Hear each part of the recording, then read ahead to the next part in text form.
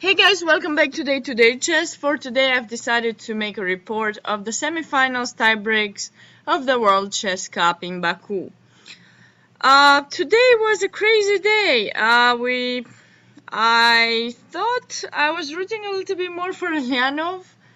In fact, I thought he was the best, he had the best tournament so far, so he deserved to go in the next round. Unfortunately, Karyakin seems to be very, very lucky in this event, so let's see what happened. I won't be going through all of the games. There were 4 games played, 2 rapid and 2 semi-rapid, let's say, games, so I don't want to get into all of the details. I will try to just go over the main points of each of these games, and hopefully we have some important things to learn. Psychological ones, but as well as chess ones.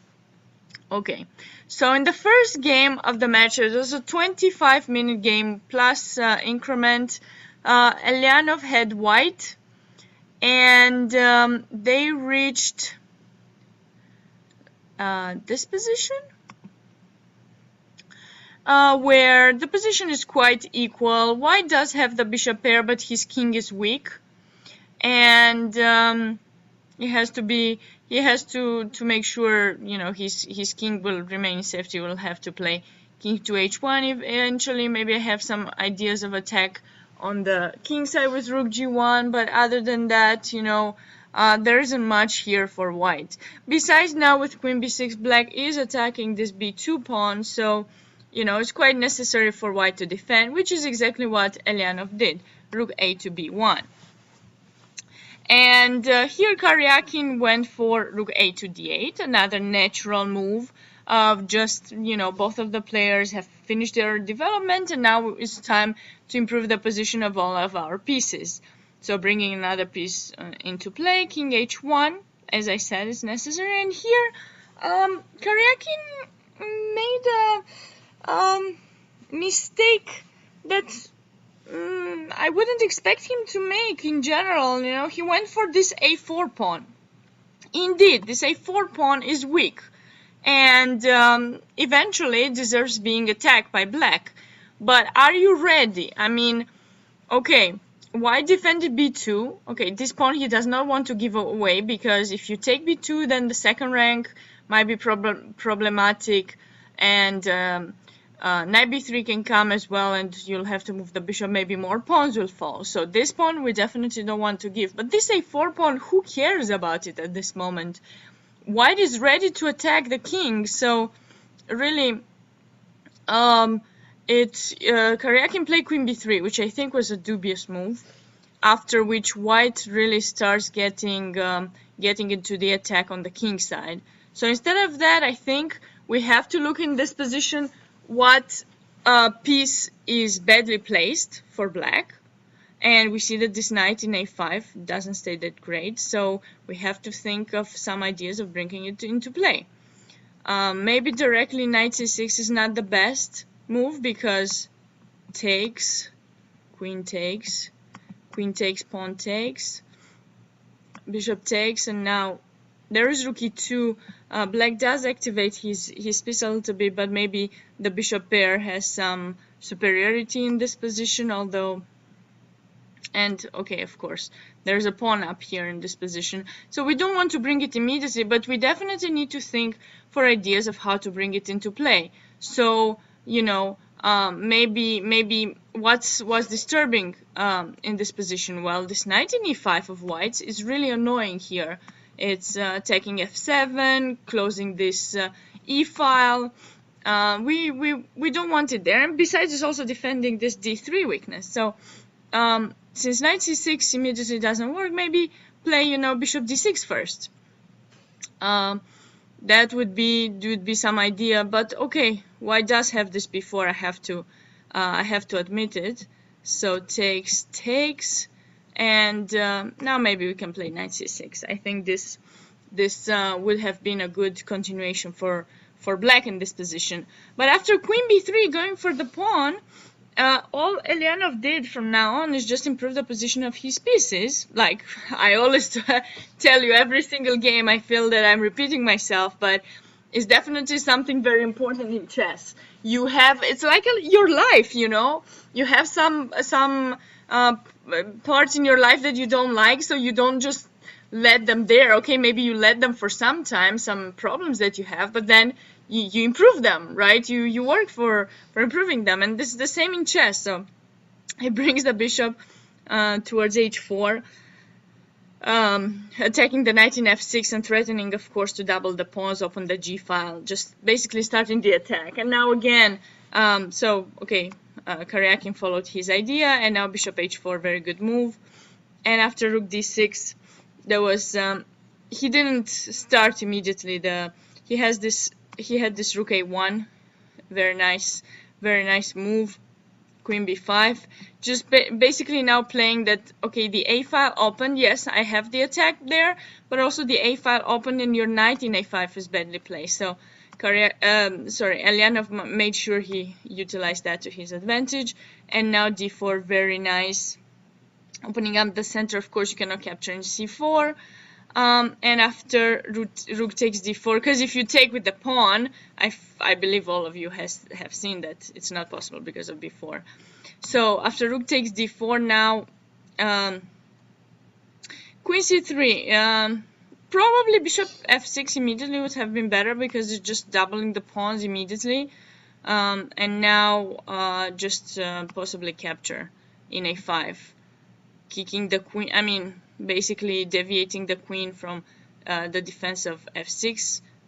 And if you take, now there's just check and you're losing f7 and mates as well, rook g1. But here after rook takes a5, there is queen to d6, and if you play queen to d6, check, and now knight takes f7, very nice, and now rook takes a7, and everything is falling in black's position. But okay, Eljanov played queen c3. Eventually he still won the game, but this position is great for white, especially because he's winning the knight. So Eljanov kind of made a similar mistake as Karyakin did, but just he went for a piece, not for a pawn, and of course with the piece off he ended up winning this. But like I said, bishop takes f6 seems just more natural. You don't want to make the game much longer, you just want to make sure you're winning it. So anyways, this was the first game, so Eljanov won the first game. Now what happened in the next game is just crazy. When you're under this pressure, you just don't know what's happening, you know. You don't know what's going on, what hit you. You think draw is okay, you have no problems to make it, but in fact you do. So in the second game, they reached this position, which seems to be quite equal if you're looking at the pawn structure, but the bishop is a little bit better than the knight because there are pawns on the both sides of the board. But how to win with white, it's not very clear.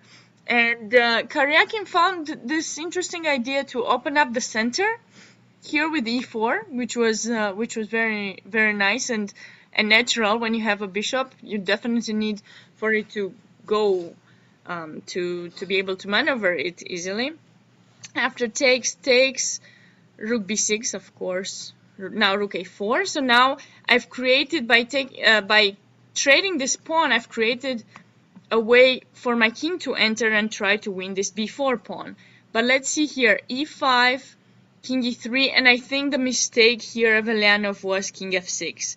When I was analyzing this afterwards, my fiance and I, so Grandmaster Elshan Maradiabadi, we looked at this line that's very cool, and I think a Romanian Grandmaster came up with this idea. Let's see how it is. So take, king takes, rook d6 check. Now king c4, of course you're going towards the pawn, right? Because then, you know, why would you that was the idea. And now there's f5, and where do you go with the bishop?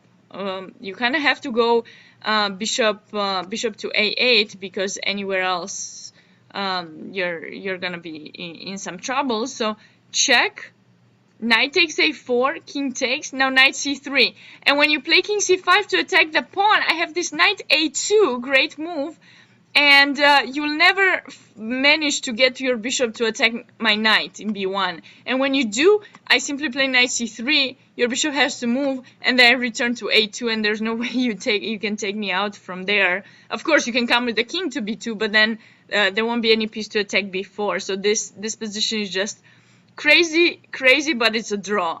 So Eljanov here, from here on, he started making mistakes, and after king f6, White just was able to activate his king and eventually won this pawn, and this is how the game went. f4, just improving the position, and one in g6, and okay, this b4 pawn is totally lost. He didn't take it immediately. He could have, but he didn't go for it immediately. But it's just this position. Okay, in this position he resigns. So this was a nice win comeback for Karyakin. And now Eljanov finds himself in the position that he needs to fight again to win this match and pass into the finals. And the next game was a little bit, so they reached this position where you might think, okay, the position is a little bit better for White because he does have a little bit more space. He has the pieces a little bit more active. So Karyakin, okay, what to do? His bishop is definitely badly placed. So what he did is just try to improve it. And of course, we look in White's position. What's the weak spot in White's position? This f2 pawn. So his idea was to bring his bishop, to bring it towards f6, h4, and attack f2. And somehow Eljanov, I don't know if he didn't feel that this idea was coming, or he just thought he can start the attack with h4, h5, which naturally it would be good, but here there's a big problem coming, so you need to be ready to do something. In this position, if he would just have played like queen c6 or maybe try queen b4, I'm sorry, queen b4 is not good. Queen c6, just try to trade the queens and get a better endgame. Then you start pushing the pawn. You know, you're right. But h4 was a mistake because it seems that he totally overlooked this idea with bishop f6, and here it's really hard to find. The computer finds this rook c6. And after queen b2, trying to trade the queen. So you are just attacking the queen until you manage to kind of trade it. And here there's this crazy g5, which is the best move for White to actually try to stay alive for longer. But it's not very easy to find this when you're playing as, human being playing this. So Eljanov blunder here, h5, and now after bishop h4, there's no way to defend f2, and he ended up losing this game. So he pulled himself back. And he played a really nice game the next game. I definitely need to show you this opening. I was surprised to see it because this is really good for black. And White, if they want to have something here, they should play e4 here. Just give away the pawn and try to get some attacking and use the fact that black's bishop is not there and f5 has been placed, so that king might be weak. But Karyakin didn't really play very, very well this game, and the position was just Eljanov just dominated this position. They reached to the end game here, where it's definitely, you can see that black is so much better. Just this king in e3 is going to be in trouble soon. I start pushing my pawn. You're gonna lose. You have so many weaknesses, c4, a4, and he played really well. What happened? Like they reached this endgame. Let me put it a little bit earlier. So here d5, queen b2, rook d3, check. I mean, everything was possible. He could have, even early on, he could have just taken this pawn in c4. I don't know what happened to him. And then this endgame seems to be just winning for black. If here bishop b3 and just takes the pawn, and now king d4, bishop e8 is just winning. Unfortunately, he didn't realize, and he repeated the position 3 times, and he was out. Sorry.